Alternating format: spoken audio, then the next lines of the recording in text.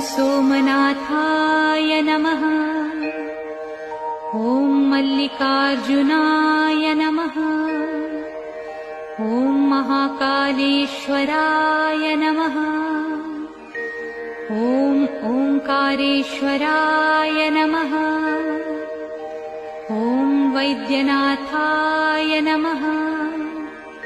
ॐ भीमशंकराय नमः। ॐ रामेश्वराय नमः।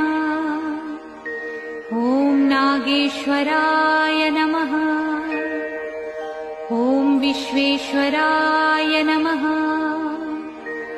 ॐ त्र्यंबकेश्वराय नमः। ॐ केदारेश्वराय नमः। ॐ भुस्मेश्वराय नमः।